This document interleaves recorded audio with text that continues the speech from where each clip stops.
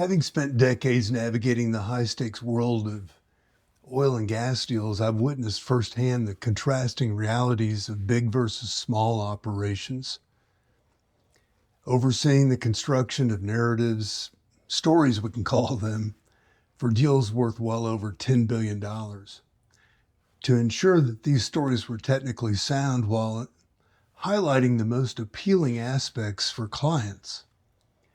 Later, after transitioning back into an operator growing from acquisitions, we raised over $1.3 billion and acquired numerous assets, built out the staff and systems to operate the upstream assets we had acquired. I'm reminding you now to look back at the work of Schumacher today. It was published in 1973. Small is beautiful. Economics as if people mattered. It was pointed out to me 25 years ago by a high-ranking Exxon executive who'd also run much of Saudi Aramco in the 1970s. It's still relevant today, so stay tuned in here. Let me quickly share where I'm coming from. I'm an engineer. I achieved a lot I rode the highs and lows of the swings in upstream oil and gas. From a financial perspective, my timing for startups was much better than the exits. 10 years after my last exit, I now share my experiences hoping to make your journey a little easier. I'm creative and I tend to give a lot in the process of discovering just what's next. What I learned is that while larger entities often project an image of stability and sophistication, closer inspection reveals that it takes time for competence and fundamental truths to eventually surface, regardless of appearances. There are a lot of smart and competent people at Enron, for example. A lot of those people don't even list their former employer on their bio or resume today for shame of missing the obvious. These truths are often obscured by legal complexities and defended by those whose positions rely on maintaining these illusions. They're not easily uncovered, often hidden beneath the well-meaning intentions of professionals who unwittingly support these fragile narratives.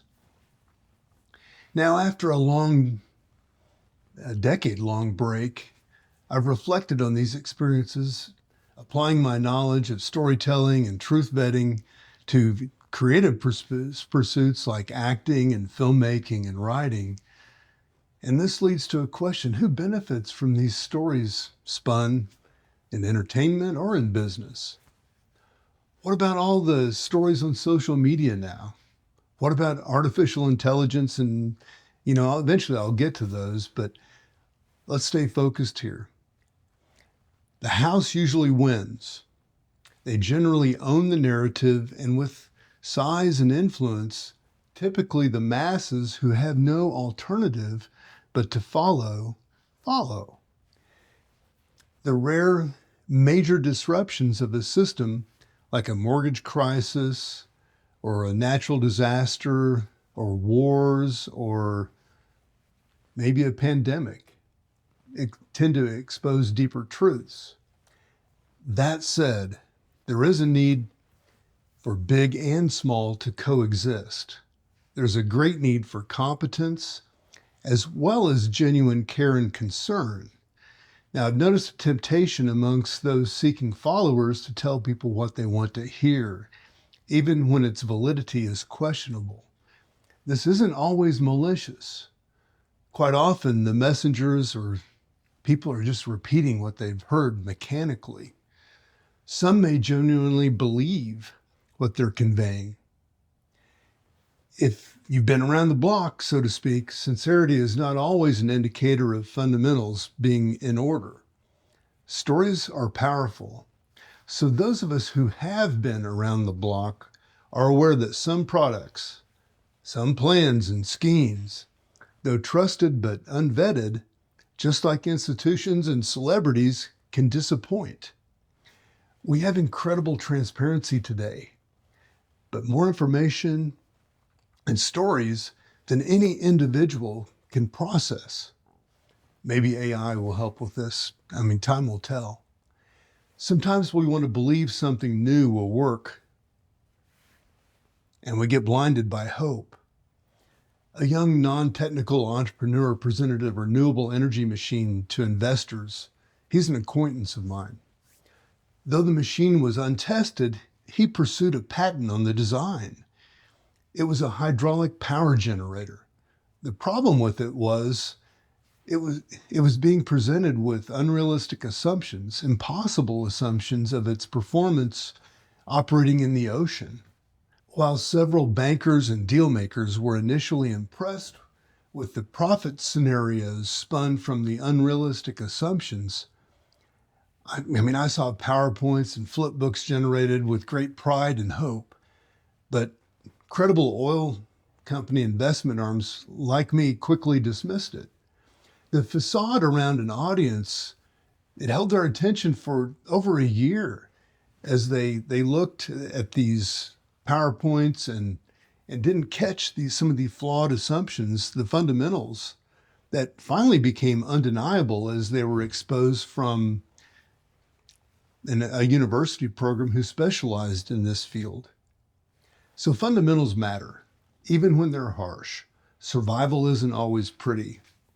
The American westward expansion, for example, with its displacement of Native Americans and conflicts between settlers, religious groups, competitions between the greedy and power-hungry and unsettled territory serves as a stark reminder.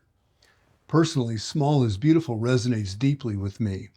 I'm drawn to characters like those portrayed by Taylor Kitsch. Individuals ostracized from society, independent, often misunderstood.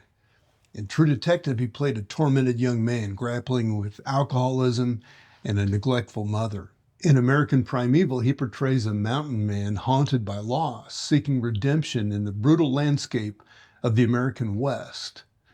In my oil business project history, larger deals meant happier staff, friendlier clients, and bigger budgets. It was like working with a generous friend.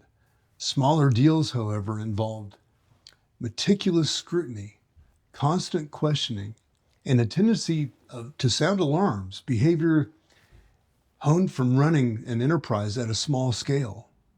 The challenge was navigating the eccentricities and extreme behaviors of some of these smaller clients who were particularly vulnerable to commodity price fluctuations. But even the smartest minds in the industry managing billions in speculative energy projects frequently misjudged future oil prices.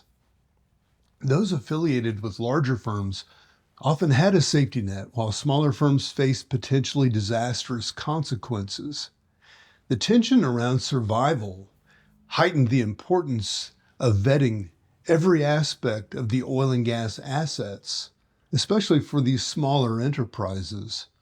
Such intensity around the fundamentals in this view put the story about the asset in a completely different category, far from entertaining.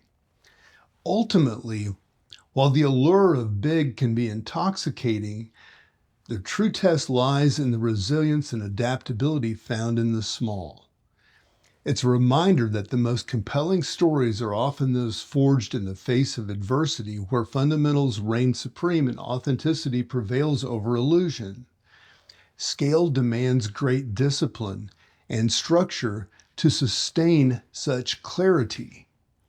So after years spent building narratives in oil and gas world, and then pivoting to creative fields like acting and filmmaking, I've learned that both business and art demand a relentless pursuit of truth.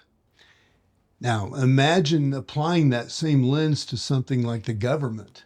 It's like Elon Musk or Trump stepping into a world accustomed to playing by professional rules, trying to perform a public audit.